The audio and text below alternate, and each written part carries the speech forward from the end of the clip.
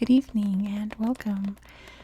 Tonight we're going to be flipping through this book about Niger. And we've actually already looked through this book before and looked at all the pictures. I'll link it up there in the corner. But today we're going to go through and read all the little boxes. So let's just dive right in to Niger. Pretty sure I'm the first person to check this book out from my new library because it's very stiff. Niger.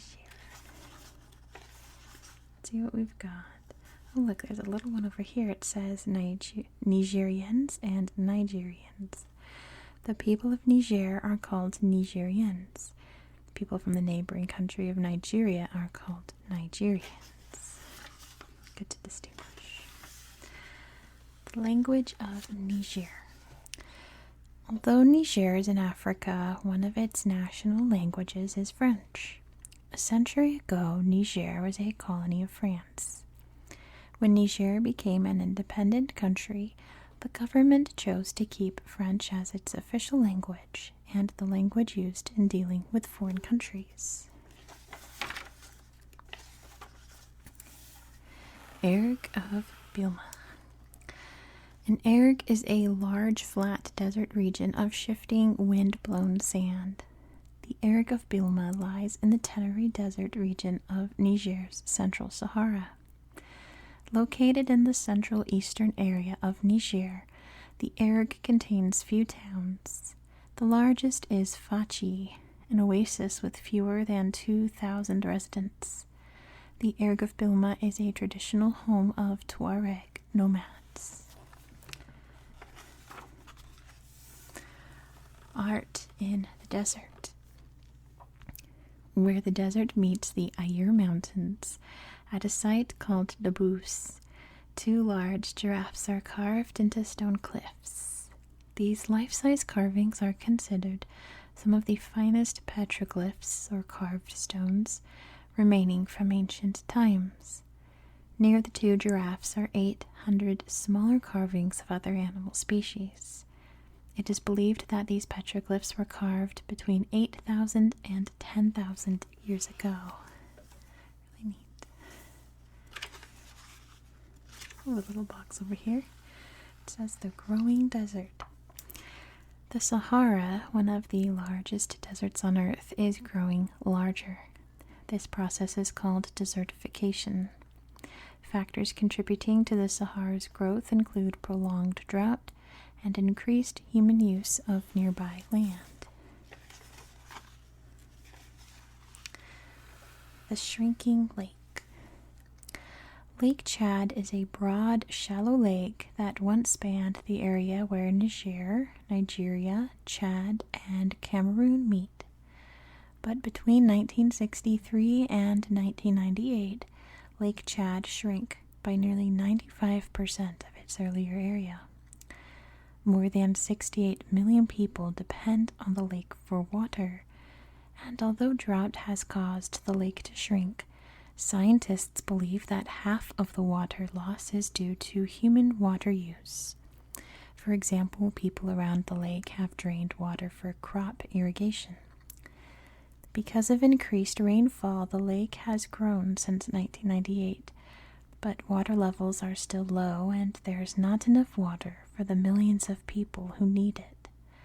Although people in Niger still have access to the lake, the water's levels are so low that there is no longer water in Niger's section of the lake basin. Looking at Niger's cities. Niamey, the capital of Niger, is also its largest city with a population of 774,235. Sindir, home to 191,424 people, is Niger's second largest city. It is known for its dramatic architecture and Sultan's Palace. One of the ancient capitals of the Hausa people, Sindir features clay houses painted with beautiful decorations. At the city's daily market, Hausa farmers sell zebu, goats, and sheep. The city also has a regional museum that features such unique exhibits as large turtles and startling masks. Maradi, with a population of 163,487, is Niger's third largest city. Maradi was once built in a floodplain, but after being washed away several times, it was moved to a safer, drier plateau. The city is home to Hausa, Fulani, and Tuareg people, as well as a sizable group of immigrants from Nigeria. The city has a traditional handcraft center, a central market, and a beautiful mosque. Maradi is also the heart of groundnut farming in Niger. Niger's fourth largest city, Agadez, is home to 124,324 people. Long a center for caravans traveling through the Sahara, Agadez features a mosque with an 89-foot-high minaret made of dried mud brick. The city is a mix of ancient and modern buildings. Some are mud huts, while others are elegant palaces. Agadez has long been a center of Tuareg culture. There's the city there. There is a picture of a big old snake coming up. Let me just try to flip and see where it is. Look at this hippo while I do that. Okay, I have found the snake. So I will give a warning before it comes up, just in case there are any people with snake phobias out there. I've known 2 people in my life with a phobia of just even looking at a picture of a snake is enough to set them off. So, I'm sure there's others out there. So I don't want anyone getting upset by watching my relaxing video. So that explains that. Let's look at the zebu, a national treasure. Aren't they sweet? The zebu is also known as a humped cattle because it has a fatty hump on its shoulders, which is similar to the hump of a camel. Zebus are domesticated animals and are crucial to the survival of Nigerians. They haul wagons like oxen do, provide meat and dairy products like cows do, and also provide hides, dung, and horns. The hides can be used to make all sorts of leather goods. Dried dung is excellent fuel for cooking and heating. Horns and bones are used to make knife handles. And let's read about a plague of locusts. Although Nigerian farmers are often desperate for rain, it can have unfortunate effects. Sometimes rain falls in desert wadis where locust larvae, the immature form of the insects, lie sleeping. The larvae need water to change into adults. When that change happens, the locusts swarm by the thousands. No crop, bush, or flower is safe as the hungry insects eat every bit of plant life they can find. In 2012, swarming locusts destroyed crops in Niger. Although the locusts are a feared pest that can threaten Nigerians' food supply, they are also a source of protein. People collect them, fry them, and eat them as snacks. I bet they're really crunchy. Alright, next page is the snake page. I'm going to turn to it. I'll let you all know when the snake is gone. But for those watching, it is a big ol' fatty chonker of a snake. Let's read about these supersized snakes. Niger is home to the African rock python, a constrictor-type snake that can grow more than 20 feet long.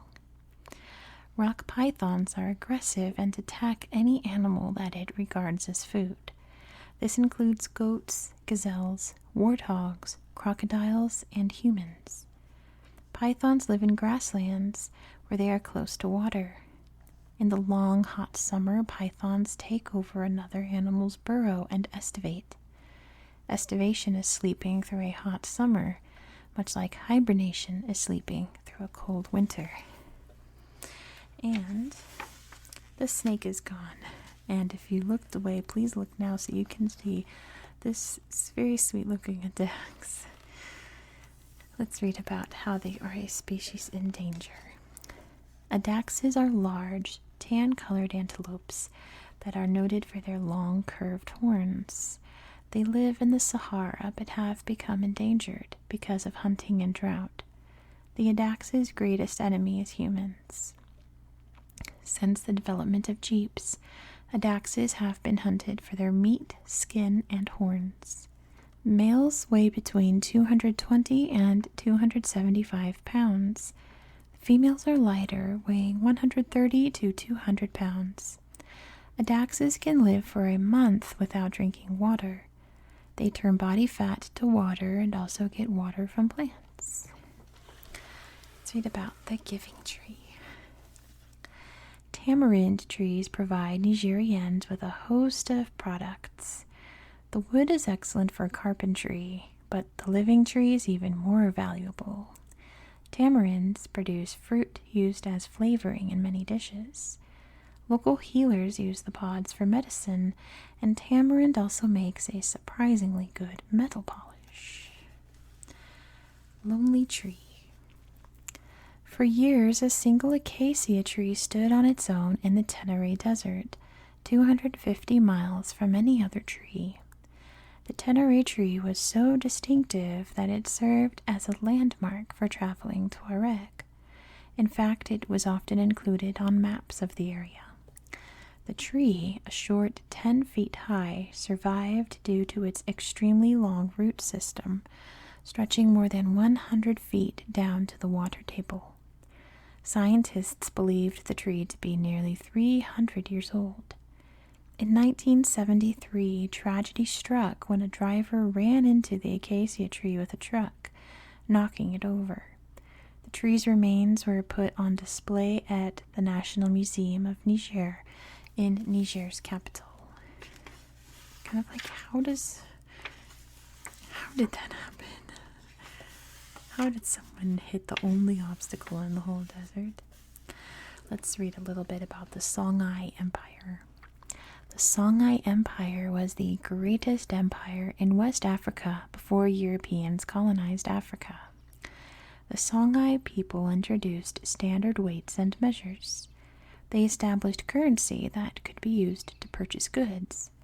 They also selected qadis, or judges, to run a court system based on Islamic law, although the majority of Songhai citizens were not Muslims. Under ruler Sunni Ali Bear, Songhai became the first African kingdom to send government representatives to other Muslim states. The Warrior Queen. The Asna people, a Hausa group in what is now southwestern Niger, had a long tradition of female leaders. These leaders held the title Sarauniya, which means queen or female chief. The most famous Asna queen was Sarauniya Mango. At the end of the 1800s, while Fule and Shenwan terrorized villages on their march to Zinder, Mango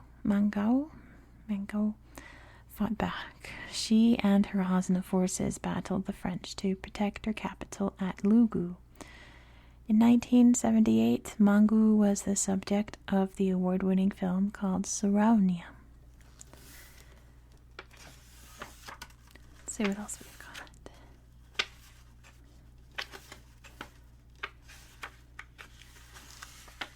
Here we go.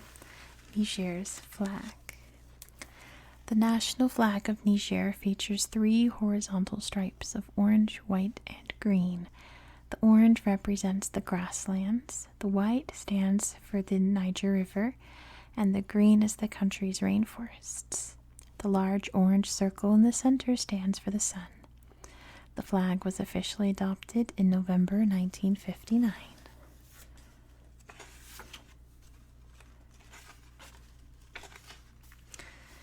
Niger's national anthem. Let's just read this little bit.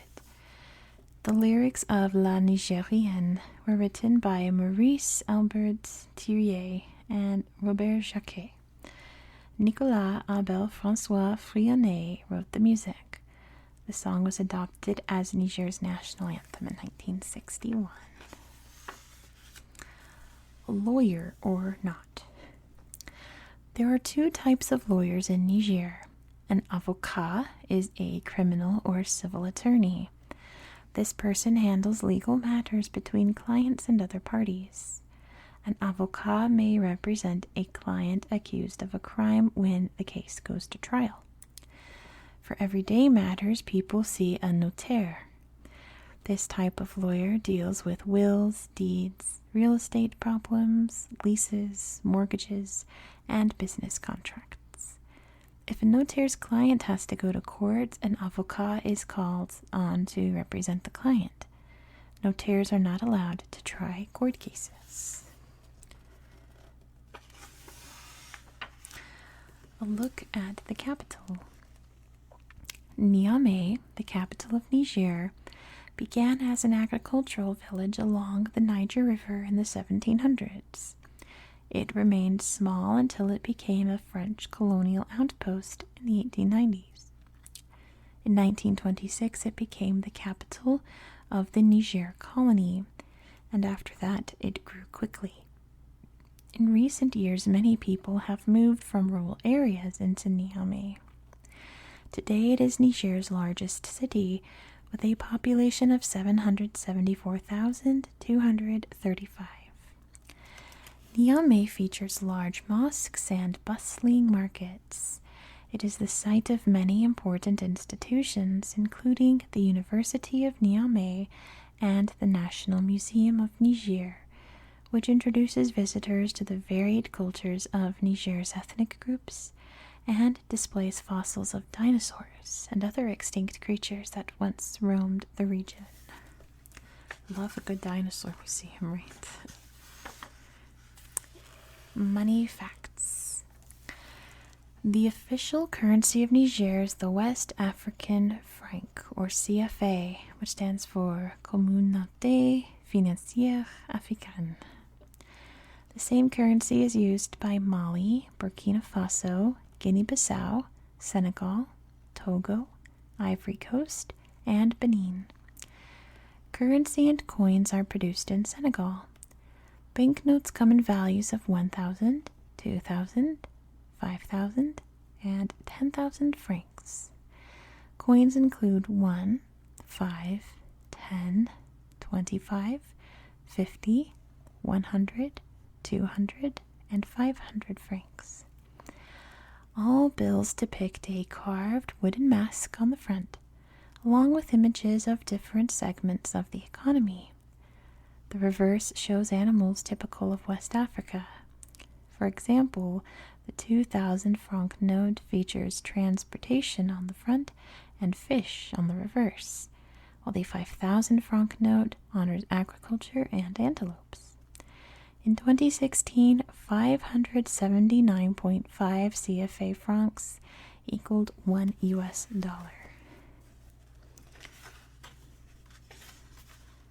What else do we have? Oh dear. Slavery in Niger. Although slavery is outlawed in Niger, international agencies claim there are at least 43,000 enslaved people there. By some estimates, the number is as high as 800,000. The majority of Nigerian people who are sold are women and children.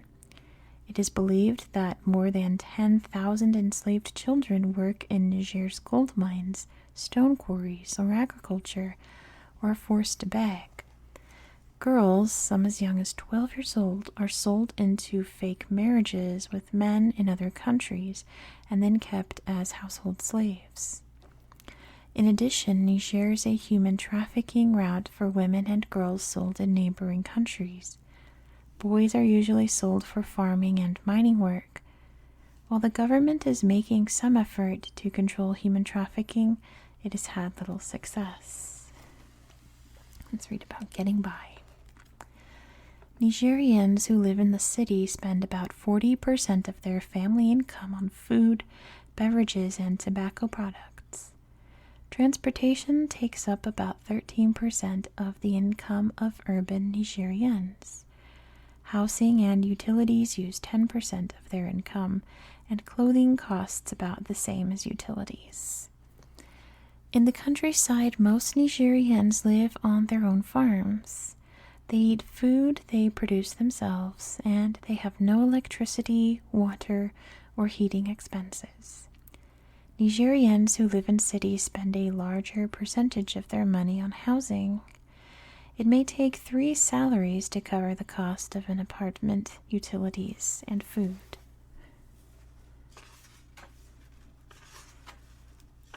What else do we have? There's not a lot of boxes at the end of this book. Not as much as at the beginning. Let's read about Niger naming systems. Each ethnic group in Niger has its own system for naming its children. The Tuareg.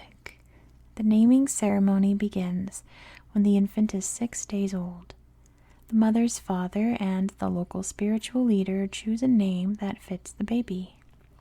The women gather to cut the baby's hair and come up with a second name, which will be the name the baby is called within the family. Look at this baby, so cute.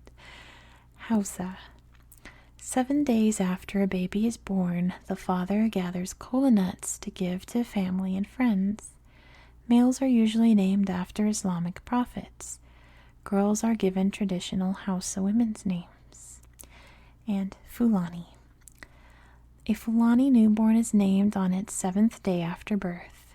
The naming of the firstborn child is accompanied by a large celebration.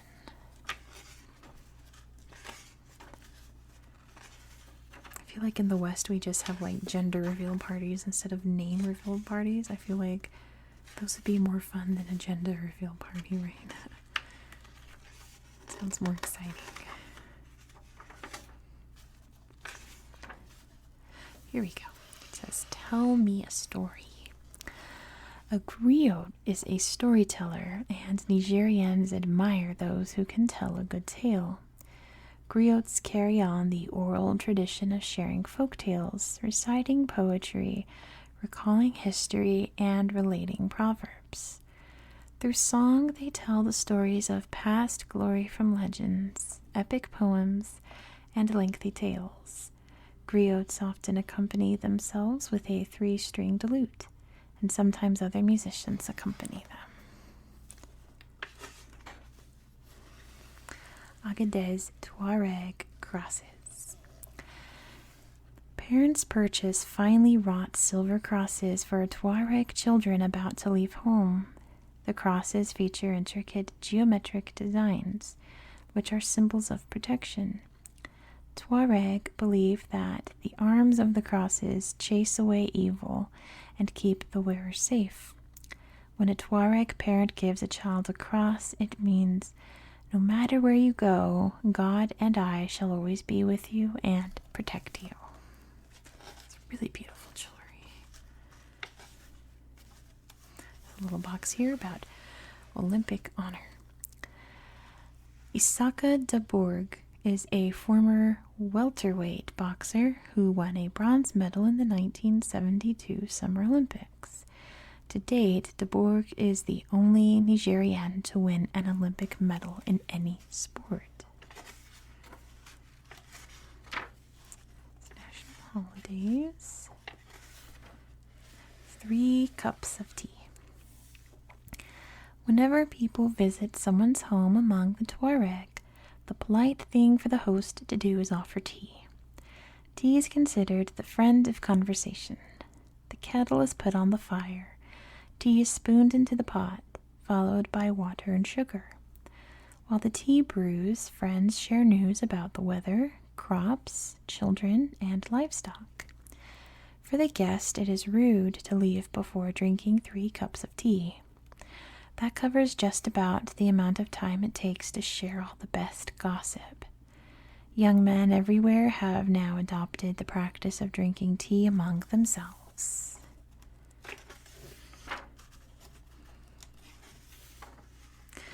Greeting the world. This box is also about naming babies. According to Nigerian custom, after a baby is born, neither the mother nor child leaves the house for 40 days. This is more common in rural villages than in cities. When the baby is 7 days old, the local religious leader, the marabout, holds a naming ceremony. The mother is given soap and money.